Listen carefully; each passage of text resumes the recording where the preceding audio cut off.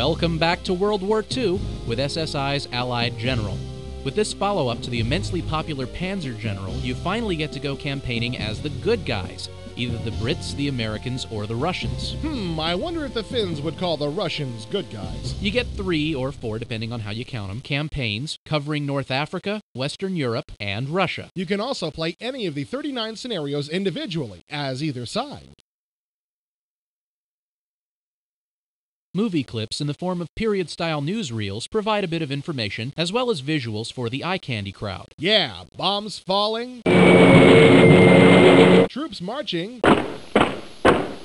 and those less than informative maps. In addition, some wonderful still art comes up between scenarios and turns.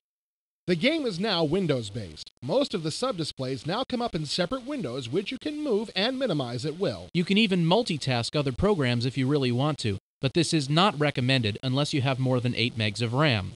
While you can play the game on a 486-33, it's going to be mud slow. In fact, it was even pokey on a Pentium 60 unless no other programs were up. Yeah, then it became much zippier, a definite improvement in gameplay and fun value. There are a few other nice interface touches. For example, detailed unit information comes up in the form of a commander's spiral notebook. And instead of the clunky Windows help system, you get a streamlined intelligence report window. 6 simple screens with keyboard shortcuts and the like. The information window here is dynamic.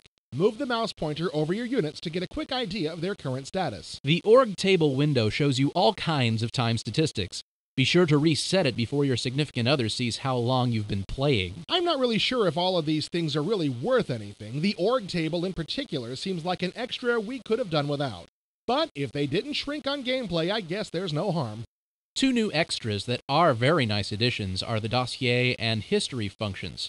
The dossier lets you keep track of your battle and campaign results. Create a dossier for as many names as you'd like. General Patton, General Bugs Bunny, General Throg. Throg no general, Throg eat generals. When you play a campaign or scenario, you can assign a particular general to it. The results will be saved in that general's record. Of course, it's kind of odd that one general can lead any of the Allied armies. Can you imagine Patton leading the Red Horde? Dossiers are password protected. Anyone can examine your glorious or dubious record, but only you can assign a battle or a campaign to a dossier you created. Gee, what would the real military be like if the generals could pick and choose what battles they wanted to fight? Can we say chain of command? You can also have the game keep a history of your battles, unit by unit, move by move. This feature I like a lot, but it's got some quirks. First off, the report box you access during the game shows information on one unit at a time. Useful in some situations, but tedious if you want to see what's been happening to your entire command. You need to remember to turn the recording on way back before you start a scenario or campaign, and even after this, I had some trouble with the game not finding files it needed or just giving me an error. Also, the text was sometimes scrambled. Definitely a feature in progress.